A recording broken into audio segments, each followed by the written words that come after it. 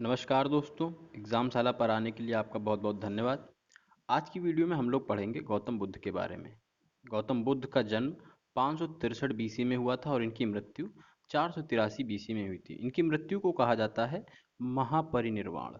महापरिनिर्वाण इनकी मृत्यु को कहा जाता है और इस शब्द से बहुत क्वेश्चन बनते हैं। आपके एग्जाम में बहुत बार ये क्वेश्चन पूछा गया है कि महापरिनिर्वाण बौद्ध धर्म में किसे कहा गया है।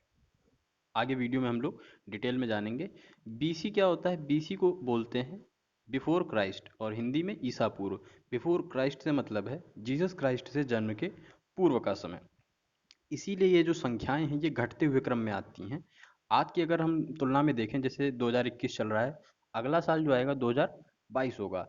इसमें है कि 563 बीसी होगा, जो अगला साल होगा वो हो जाएगा 562 बीसी। तो ये घटती हुई संख्याओं में जाता है क्योंकि ये जीसस क्राइस्ट के जन्म की ओर तिथियां बढ़ रही होती हैं, इसलिए ये घटते हुए क्रम में जाता है।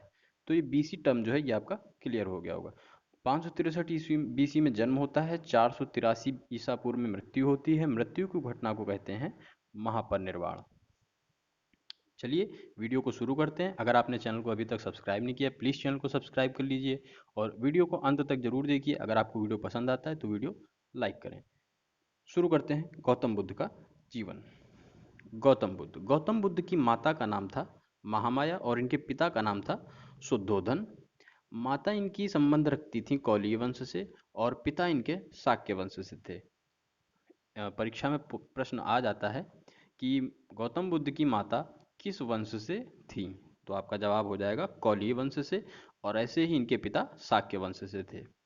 563 बीसी में होता है गौतम बुद्ध का जन्म और इनका जो नाम रखा जाता है ये सिद्धार्थ।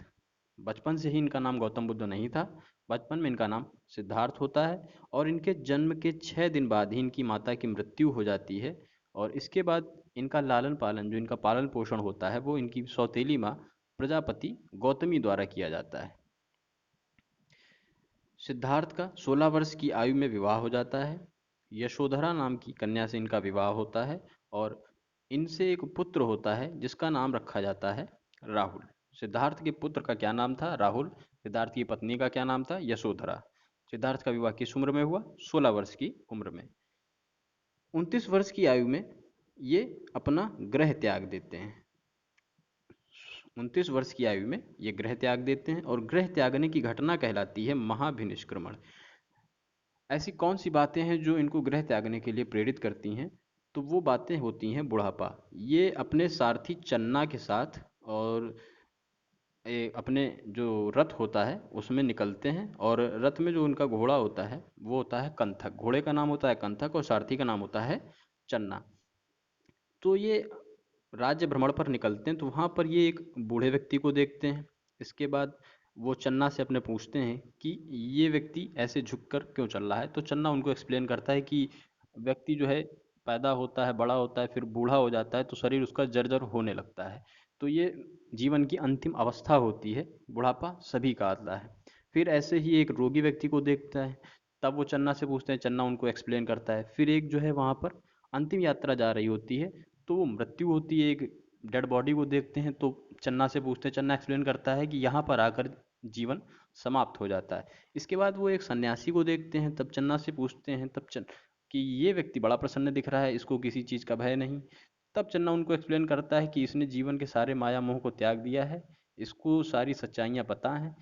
तो ऐसे उनको एक्सप्लेन करते हैं। तो ये सारी बातें जो हैं सिद्धार्थ को प्रेरित करती हैं गृह त्यागने के लिए।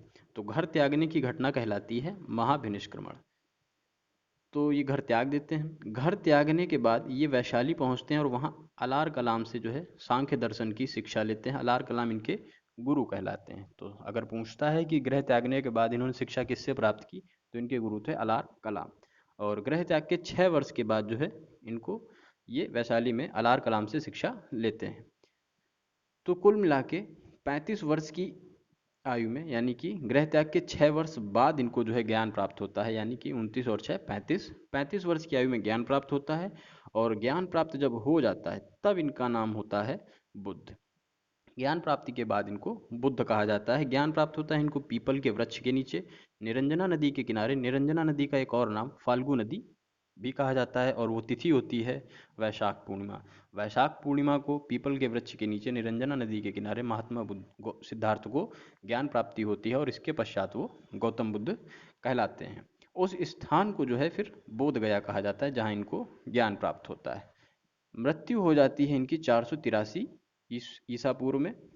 मृत्यु को कहा जाता है महापरिनिर्वाण, और मृत्यु का जो स्थान है वो कौशाम्बी में होता है, हिरण्यवती नदी के किनारे। और मृत्यु से संबंधित भी एक छोटी सी घटना है कि इनका एक शिष्य था चुक, उसने इनको सूकर मांस खिला दिया था। इसके पश्चात जो है सिद्धार्थ की मृत्यु हो जाती है, ऐसी जनश्रुति है।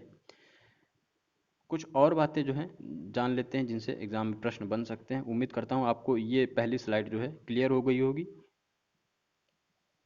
उपदेश।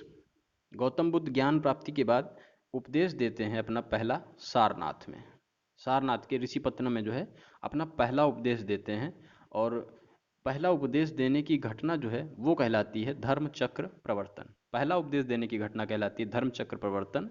और उपदेश जो है सब जन साधारण की भाषा में देते हैं। उपदेशों की भाषा पूछ लेता है अगर, तो वो थी इनकी पाली भाषा में। इन्होंने अपने सारे उपदेश दिए थे पाली भाषा में, और सबसे ज़्यादा उपदेश दिए थे इन्होंने श्रावस्ती कौशल में। श्रावस्ती थी कौशल देश की राजधानी। कौशल आज का अयोध्या है। और कौशल देश के उस वक्त के जो शासक थे वो थे प्रसेनजित। पाली भाषा में इनके सारे उपदेश हैं। इनके संघ में जो है, इनके मठ में जो पहली महिला का प्रवेश था, जो इनकी पहली महिला शिष्या थी, वो थी प्रजापति गौतमी। और ये किसके परामर्श पर, इन्होंने, इनके शिष्य थे आनंद, उनके परामर्श पर जो है, उनके अनुदेश पर, आग्रह पर प्रजापति गौतमी को अपने संघ में इन्होंने प्रवेश दिया था। गौतम बुद्ध के जो समकालीन जो राजा थे, जो इनके अनुयायी भी रहे, वो थे बिंबिसार। जो इनके अनुयायी थे प्रसेनजित, ये तो कौशल देश के राजा थे। अभी ऊपर मैंने आपको एक्सप्लेन किया ये प्रसेनजित। और उदयन, उदयन जो है बिंबिसार के ही पुत्र थे, पुत्र के पुत्र थे। अभी मैं आगे आपको बताऊंगा। तो ये इनके प्रमुख अनुयायी थे गौतम बुद्ध के, जब तक गौतम बुद्ध जिंदा रहे। और उनके समकालीन राजा भी उस वक्त रहे जो उनके अनुयायी थे। बिंबिसार ने जो है अपने राज्य वैद्य जीवक को गौतम बुद्ध की सेवा के लिए भेजा था।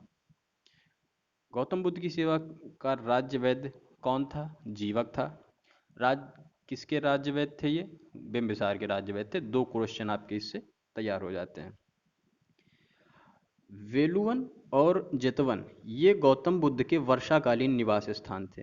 जब वर्षा का समय आता था तब गौतम बुद्ध या तो वेलुवन में निवास करते थे या तो जेतवन में निवास करते थे। जेतवन जो है बनवाया था ये जेत राजकुमार ने बनवाया था, और वेलुवन का निर्माण बिंबिसार ने करवाया था। वेलुवन का निर्माण बिंबिसार ने करवाया था।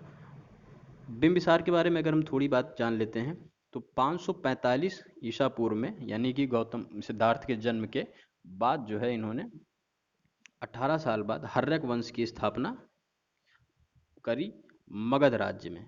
मगध महाजनपद थे, जो 16 महाजनपद हुए उनमें मगध एक, मगध महाजनपद हो गया, वत्स महाजनपद हो गया। ये जो कौशल थे, ये महाजनपद थे, 16 महाजनपद, जो सबसे कुछ शक्तिशाली महाजनपदों में जिनको गिना जाता है। तो मगध राज्य में इन्होंने हर्यक वंश की स्थापना की, और मगध की राजधानी इन्होंने बनाया राजगृह को। ठीक है, 545 ईसा पूर्व में हर्यक वंश की स्थापना करते हैं ये। बिंबिसार के ही पुत्र होते हैं अजातशत्रु, और अजातशत्रु अपने पिता की हत्या कर देते हैं 493 ईसा पूर्व में। 493 ईसा पूर्व में हो जाती है बिंबिसार की हत्या। कौन करता है? इनके पुत्र अजातशत्रु, और ये शासक बन जाते हैं हर्यक वंश के। लेकिन ये गौतम बुद्ध के अनुयायी नहीं होते हैं, ये बुद्ध धर्म को ये नहीं पालन करते हैं। हालांकि तब बुद्ध धर्म नहीं विकसित हुआ था, क्योंकि गौतम बुद्ध तब बने थे, और फिर बौद्ध धर्म बाद में बना है। उसके बारे में हम लोग नेक्स्ट वीडियो में डिटेल से चर्चा करेंगे। तो अजातशत्रु जो है अपने पिता बिंबिसार की हत्या कर देते हैं 493 ईसा पूर्व में। और 461 ईसा पूर्व में अजातशत्रु के ही पुत्र उदयन, जो कि गौतम बुद्ध के अनुयायी थे, ठीक है, ये गौतम बुद्ध के अनुयायी थे, और इन्होंने वत्स महाजनपद की भी स्थापना करी थी। तो उदयन जो है 461 ईसा पूर्व में अजातशत्रु की हत्या कर देते हैं और बन जाते हैं शासक। उदयन के पुत्र होते हैं नागदशक। नागदशक जो है बाद में जब शासक बनते हैं, ये अपने पिता की हत्या नहीं करते हैं। तो नागदशक जो है 412 ईसा पूर्व में सास की हत्या हो जाती है, नाग दशक की हत्या 412 ईसा पूर्व में शिशुनाग कर देता है। शिशुनाग इनका होता है मंत्री। मंत्री कर देता है नागदशक की हत्या 412 ईसा पूर्व में, और नए वंश की नींव रखता है शिशुनाग वंश। तो यहाँ से आपका एक दूसरा क्वेश्चन बन जाता है कि हर्यक वंश के बाद कौन सा वंश जो है आया, वो था शिशुनाग वंश।